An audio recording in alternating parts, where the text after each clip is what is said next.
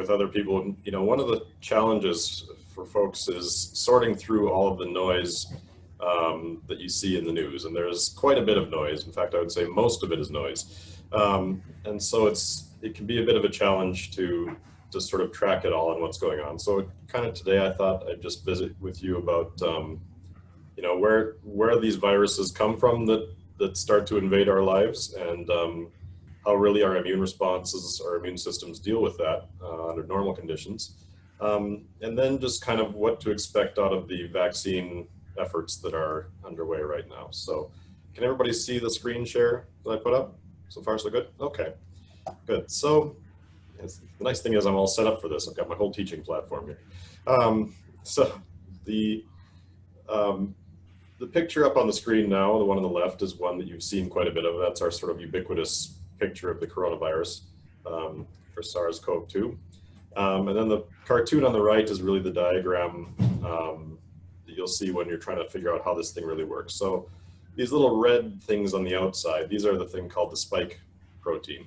And whenever you see a picture and you see all these little nubs that are all around the outside, that's that spike protein, and that's the thing that sticks onto your cells.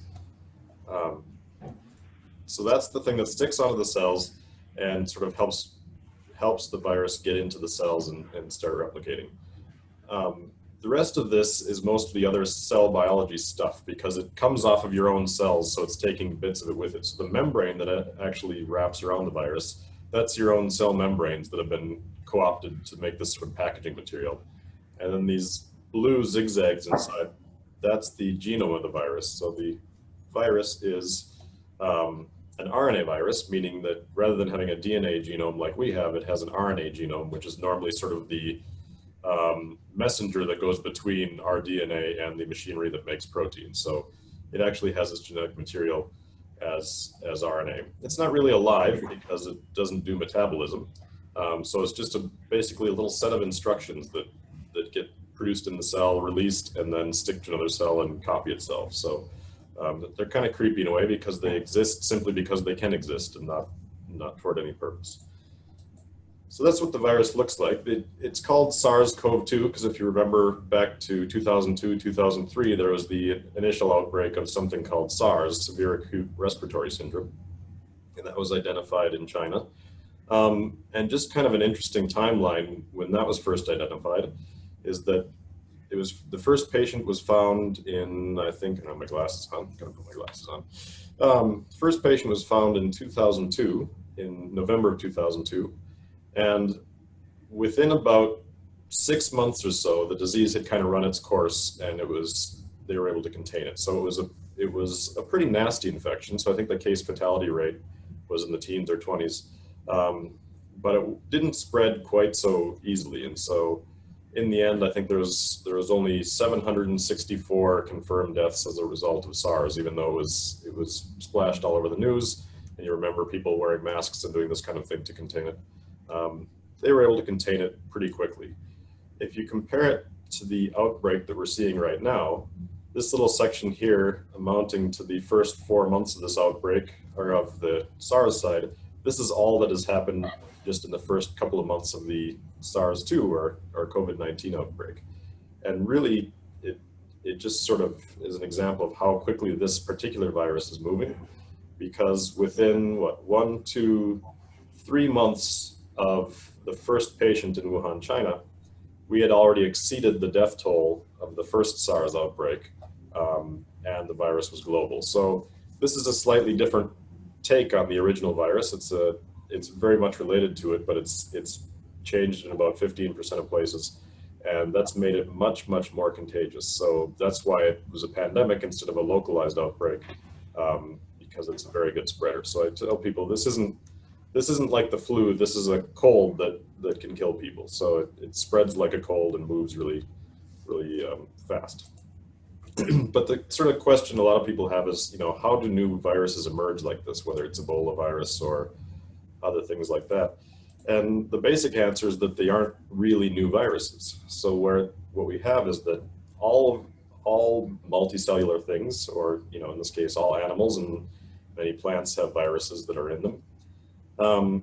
And what ends up happening is that these viruses circulate in those animal populations, and then once in a while, one will take on the characteristics that allow it to jump from one species to another species and become now a different virus in that species. So something will change, and then it'll move, and there'll be the opportunity for spread, and it'll move between animals, and that's how these things emerge in the human population. So a process we call zoonotic infections.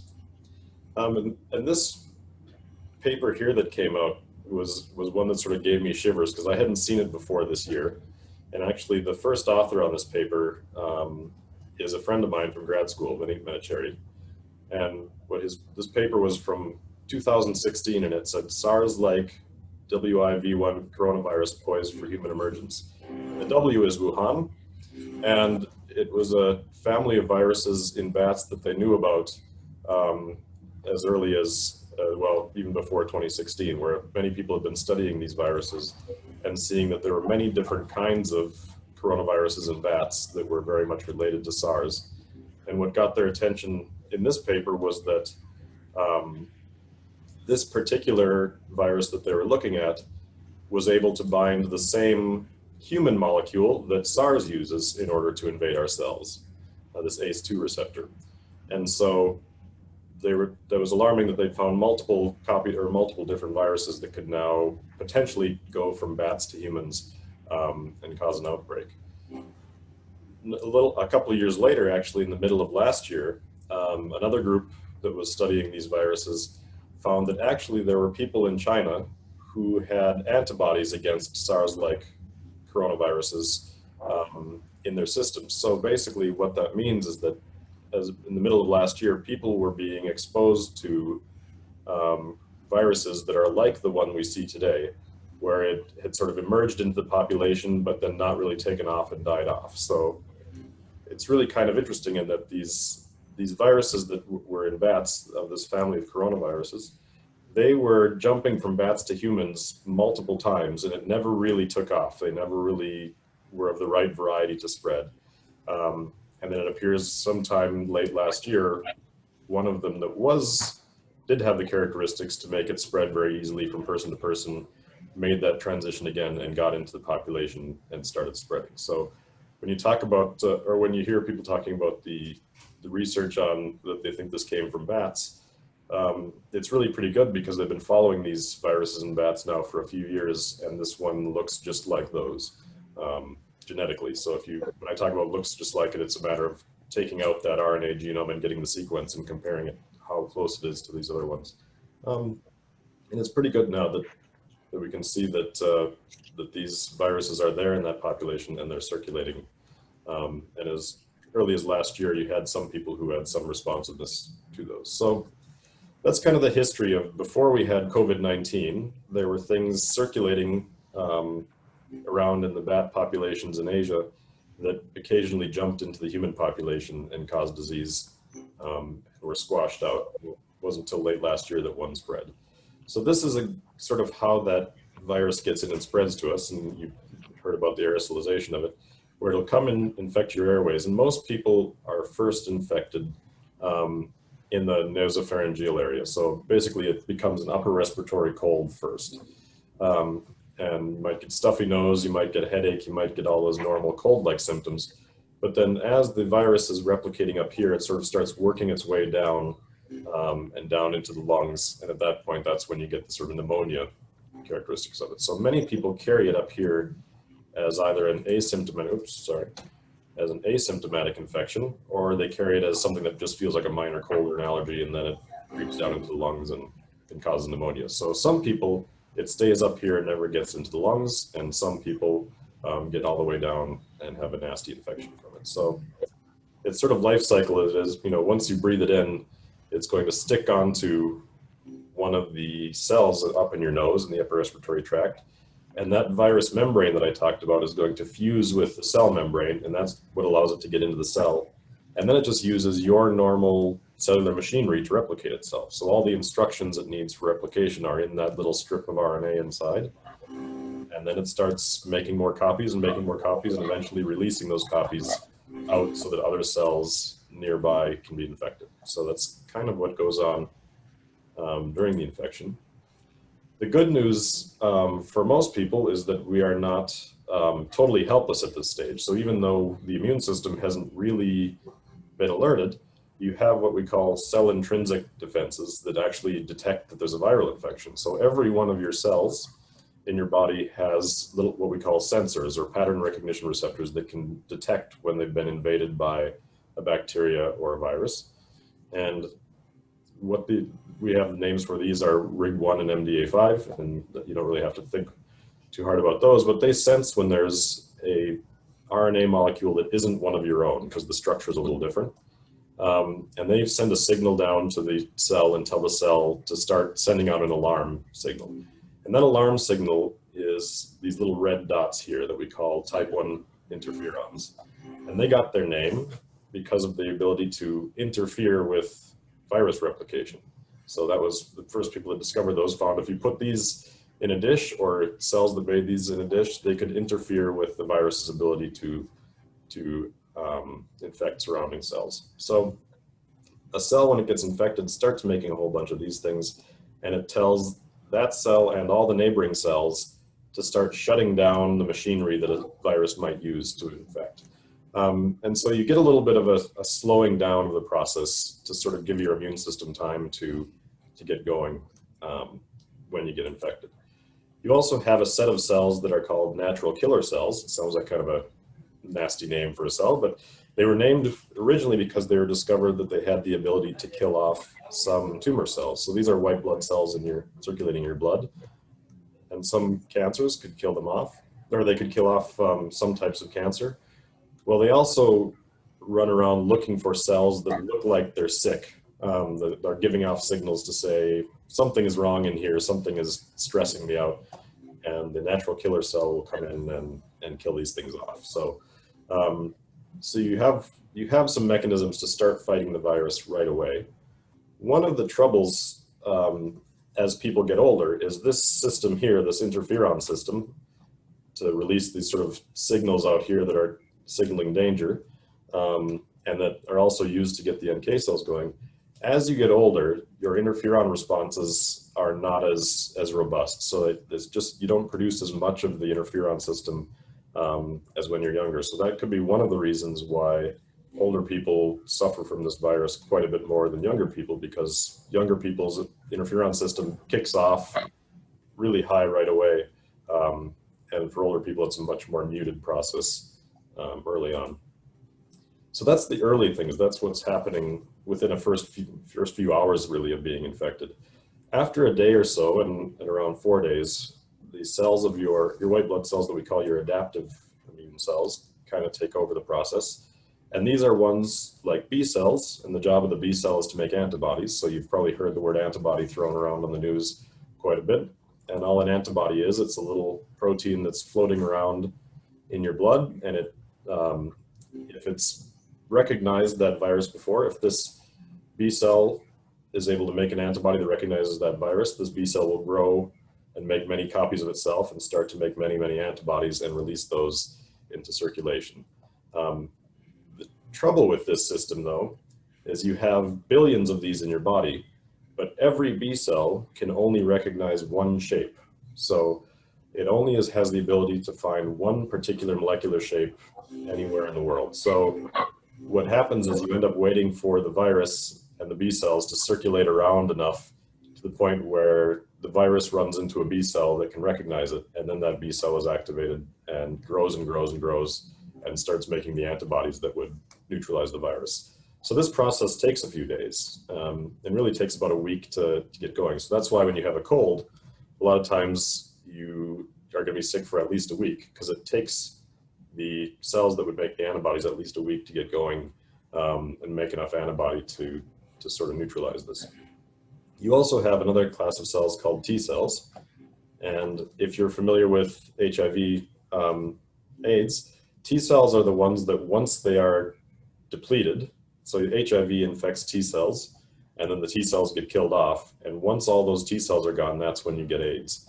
And the job of the T cells are to, some of them help these B cells to grow and divide, and some of them actually kill infected cells. And so these are the cells that make up what we call your adaptive immune system that takes many days to get going along the way. So we have what we call the helper T cell. That's the one that I mentioned HIV gets involved in. And then the cytotoxic T cell is the one that actually goes around now and kills infected cells in your body. Once you've got these going, now you can actually clear an infection. So there's a lot going on in the immune system in the first week that you get infected with something.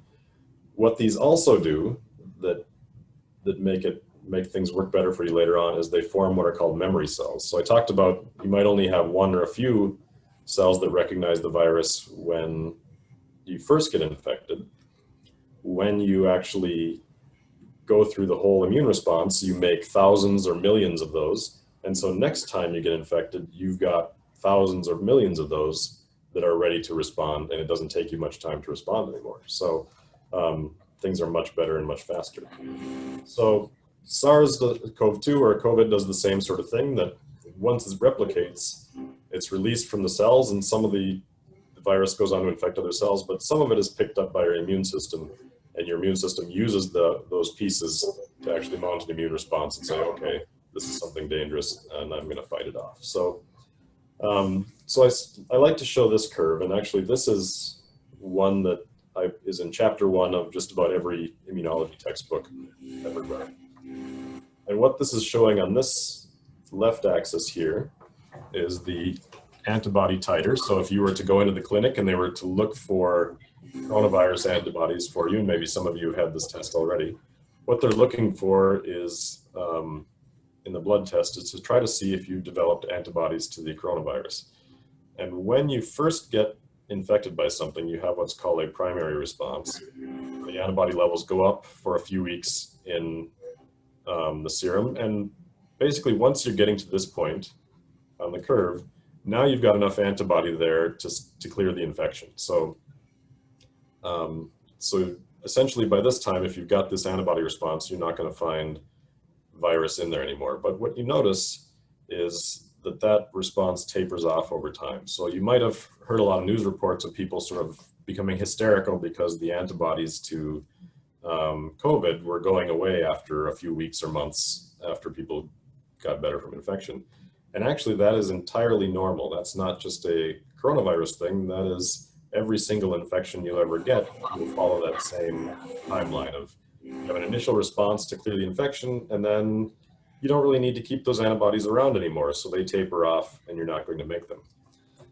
But what happens is some time will pass and those will disappear. But if you get sick again, if you get reinfected by the virus, now you're going to have a much stronger and much faster second response. And that much stronger and faster second response means you don't get sick from the same thing more than once, or actually not real sick. So the question of whether you could be reinfected by COVID, sure, you could be reinfected. But the second time you're infected, probably you're going to mount a much faster immune response and you're going to have a much milder infection as it goes on. And then once that starts to taper off too in the end, after you've been exposed multiple times, you'll sort of maintain a higher level antibody response than you would have before. So that's why whenever you get vaccinated, what you'll notice is that most vaccines, you're given a shot and then you wait some time and you're given a booster shot. And the whole point of that booster shot is to go through these phases in order to protect you so that you've already done this before getting exposed to an illness. So really when the vaccines come out, what we're trying to do in the first shot is get this process over with so that if you get infected after that, you can go straight into the secondary response and hopefully not have a very severe infection. And if we get booster shots, maybe you can go through both of these phases and you'll be protected from infection later on. So that's kind of the goal of any vaccine program. But when you hear them sort of talking about, that our immune responses are waning, your immune responses aren't really waning. It's part of the normal process of an immune response over time. So it's one of those that as it's been talked about, I haven't really even worried about it. So really what we're trying to do with the vaccine programs is get you through these first phases, those first humps, as it were, to get your first responses underway, and then you can be protected. So you probably heard in the news about the different virus platforms out there. One of them It's been reported on a lot as one from Oxford University that's being manufactured by AstraZeneca. This one is actually based on putting the gene that encodes that spike protein into a different virus vector, what's called an adenovirus. And it's another type of virus that causes colds. And they actually took this cold virus from a chimpanzee, put the gene for SARS spike protein or COVID spike protein into that, and then stick that in your arm to infect your cells. And what that does is cause an immune response against the spike protein to help block the coronavirus infection. There's another one or two out there that are also leading contenders from Pfizer and Moderna.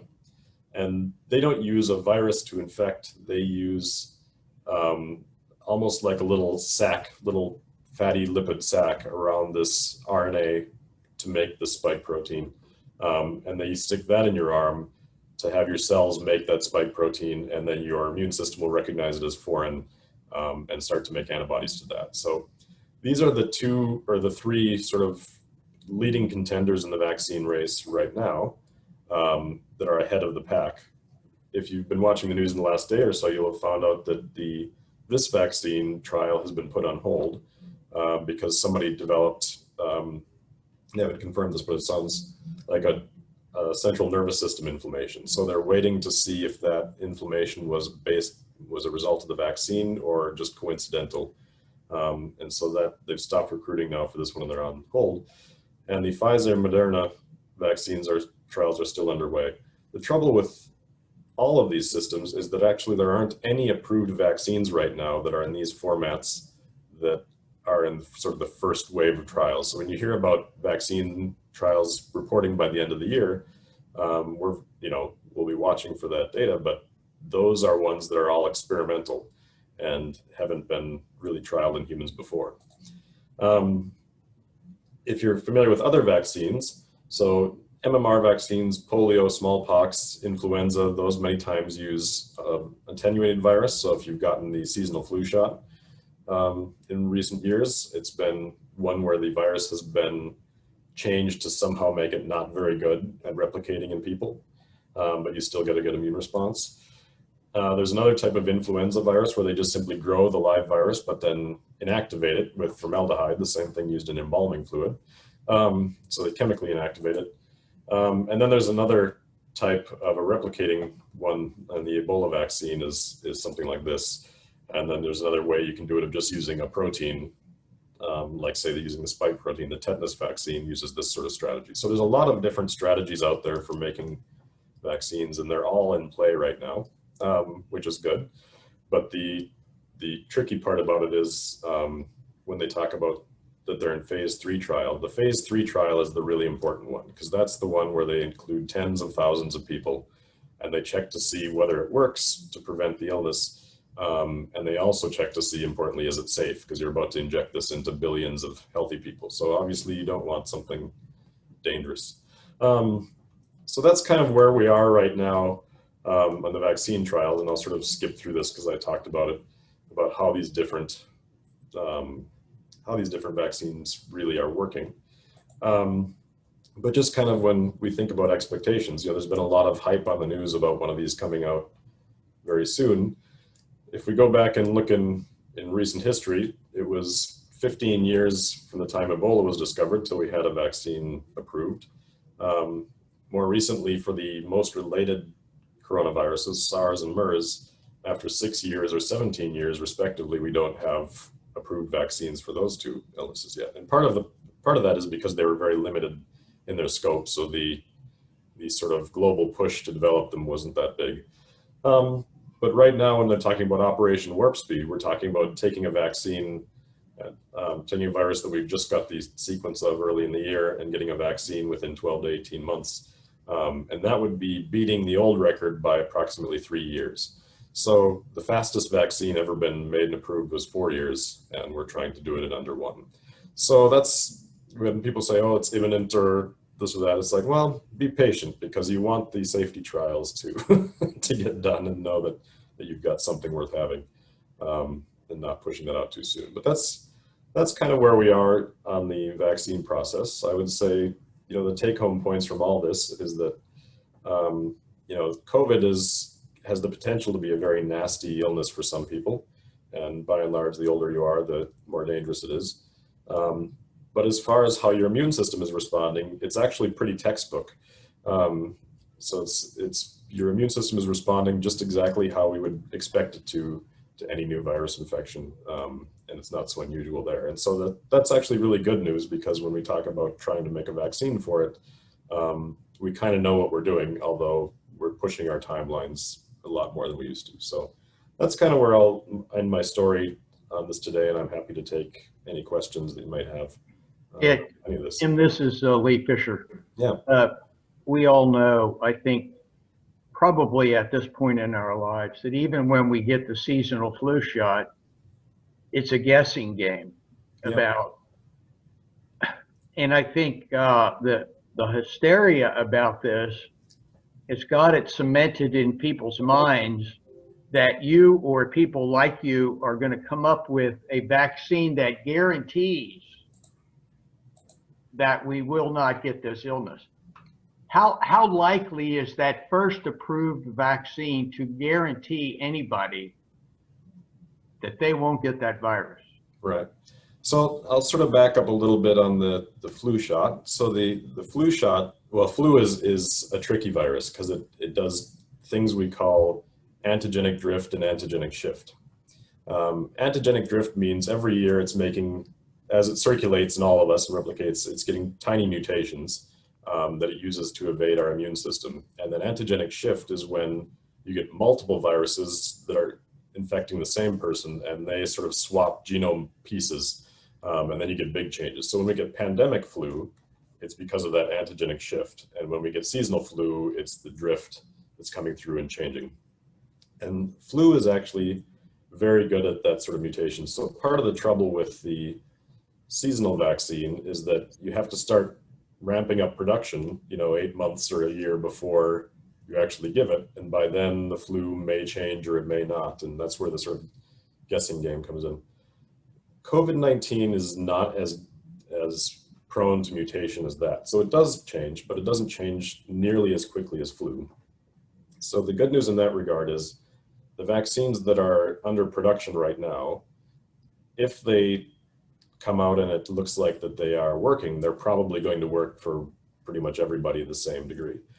But as far as preventing infection, that's going to be, well, that's at this point, it's pretty difficult to predict. I would say almost impossible to predict.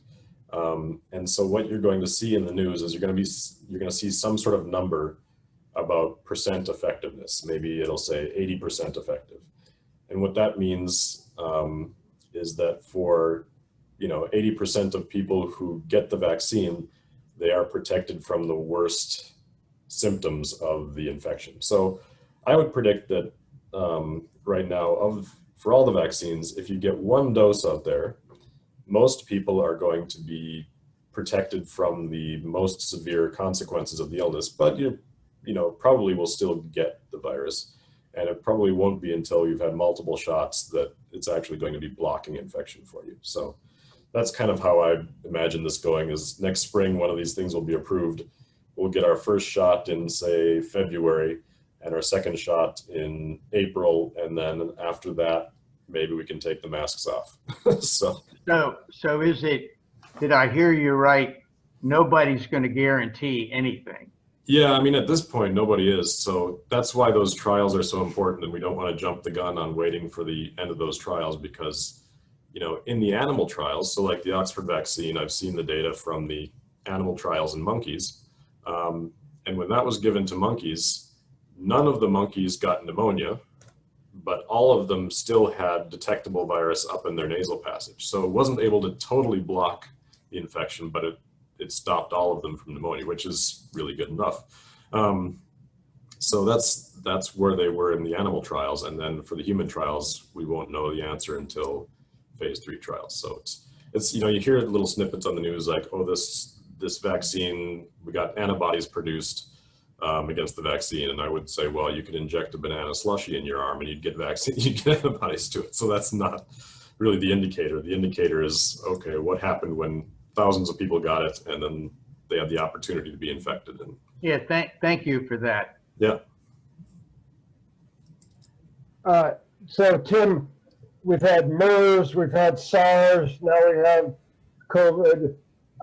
It seems like these things have come regularly from animals to humans in the past, Mhm. I don't know, few years or decades. Should we not expect that kind of transmission to continue with other viruses? What's the chance that this is the last one? I would say there's zero chance this is the last one. But what's the next one and when? We don't really know. So um, there were sort of two things that surprised me about this virus. One, how quickly it spread across the world. And the other one was that it wasn't flu. So I and many people in my field were under the assumption that our next pandemic would be a flu pandemic. And there's sort of nothing stopping that from happening. So it could be a similar type of thing, and we just don't know when those types of things will emerge. People are watching them just like they were watching the coronaviruses. As far as the next one that gets out, let's say another one of this family, they're like SARS or MERS, jumps species and comes into the human population. A lot of the immune response that we generate to this virus or this vaccine will actually be quite beneficial in staving off other related viruses. So there's a lot of sort of molecular detail about why that's the case, but at the end of the day, people who have been previously exposed to one of these, to say SARS, have a lot of protection from that immune response to COVID. And so if something like COVID comes out, in the next couple of decades, there's a pretty good chance we won't hear about it. It'll never make the news. It'll never show up on our radar because simply it'll stay as one of those low-level infections that I talked about earlier that gets out in a few people, fizzles out, and then disappears. So, so it's really tough to predict these sorts of things because they happen at random intervals. But I would say if everybody's vaccinated for this one, these SARS-like coronaviruses will stay at bay for some time. And then we'll see what the next thing to pop out is. But these pandemics are things that, if you look back in history, there are numerous reports of various pandemic illnesses and plagues. So this isn't the last one. Tim, this is Lee again. We lose thousands of people to the flu every year. Mm-hmm. And if you can get by the rhetoric in the media, Yeah. Does COVID-19 present a more deadly chance than the normal flu season, where we lose thousands of people anyhow? Yeah, I would say on average, this is about 10 times deadlier than the seasonal flu. I say on average because the age distribution is different for this.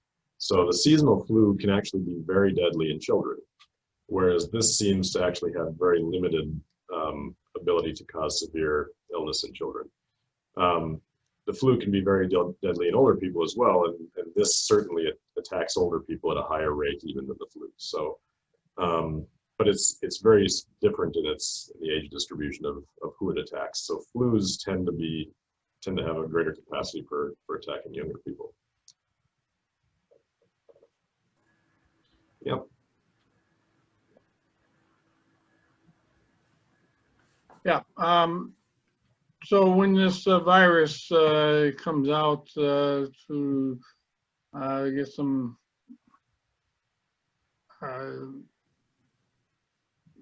serum to take care of it, Mm-hmm. the first one you say could be ready as early for mass production in March. Is that what you're saying? Yeah, I mean, I would expect it to be. I mean, they're all producing them now, so all of those main candidates are in mass production. They just won't release them without the trials. So Right. Some of them might be ready to deliver, say, in December, but we might not have a result that says it's a good idea.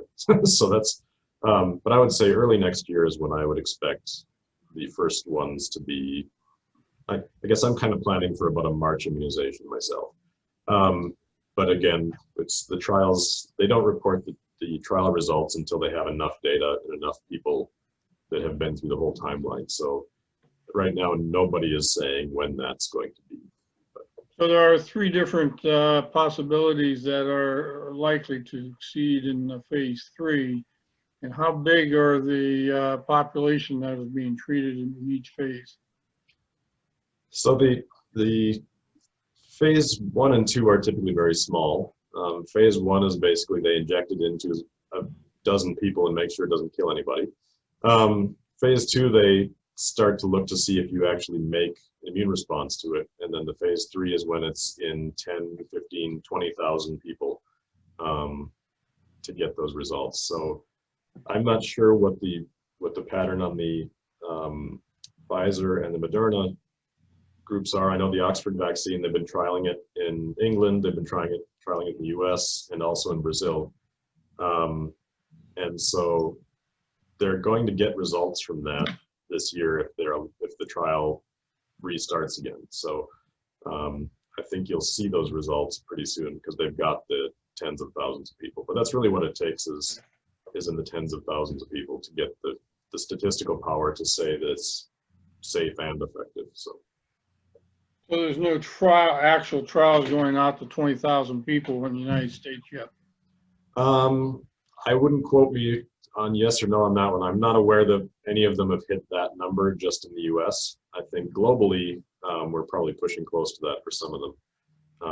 So the Operation Warp Speed is talked about in the news media a lot in the US, but in actual fact, all of these vaccines are a global effort. So they're being trialed in many countries all over the place. So it's just kind of one of those, I will wait till the phase 3, regardless of whether the FDA approves anything for emergency use or anything like that. I will wait till the phase 3 trials report before I decide to get it or not. Tim, I wanted to ask you, if you look at the faces, you can see that some of us are actually slightly elderly. Is there anything that older people can do to try to protect their health in this? I suppose exercise, don't drink too much, all the standard stuff. Is there anything else that older folks might do to try to protect themselves?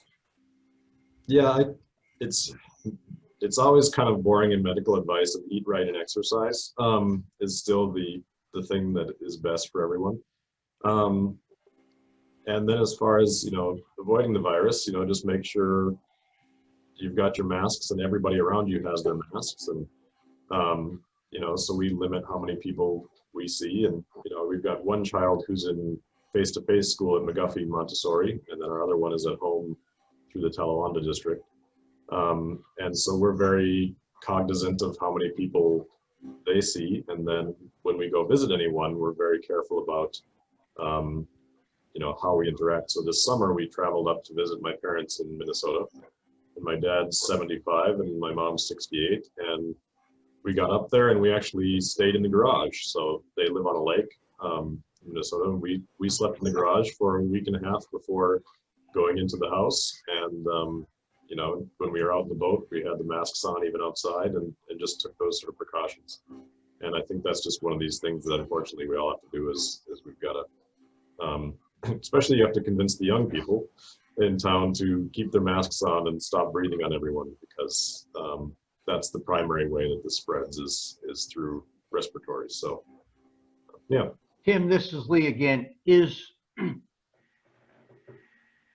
With the other diseases that you've described, would social distancing prevent them from spreading the way we've approached this social distancing, or are basically you're exposing yourself to all those viruses anyhow? How's that work with everything else we've seen in the past? I mean, actually, I am imagining this year will be the mildest flu year we've ever had. And that's because the same social distancing practices and mask wearing that we're doing for COVID are exactly what you'd want to do to limit the flu spread as well. So as long as we sort of keep this up, this year we'll probably have the lowest recorded number of flu deaths, I'm guessing, that we've seen in many years. So certainly for the airborne illnesses, the respiratory infections, things that cause us to cough and sneeze, the social distancing and the mask use actually help for all of those. Other things that are, of course, mosquito-borne or water-borne or these types of things, then of course that doesn't help. But yeah. Tim, thank you for this excellent presentation, best I've heard, and it helps to get us through the period while we're waiting for. Yeah. Yeah, well, you're very welcome, and I'm glad you enjoyed it. And yeah, we'll just keep sticking it out and keep having a lot of these types of Zoom conversations.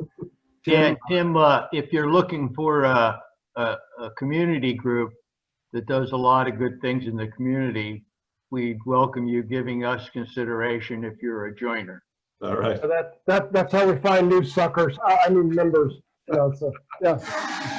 Well, thank you much. Right now, between my job and my kids, I don't have 10 extra minutes, but when I've got a few, I'll certainly think about it. Thank you. Tim, we're going to put a book in the Lane Library in honor of your presentation today. And Bob, we're going to ask you to kind of track Tim, and maybe you can give us an update in a few months, because certainly what you talked about was timely and extremely interesting. We appreciate it. Everyone, let's give Tim a hand.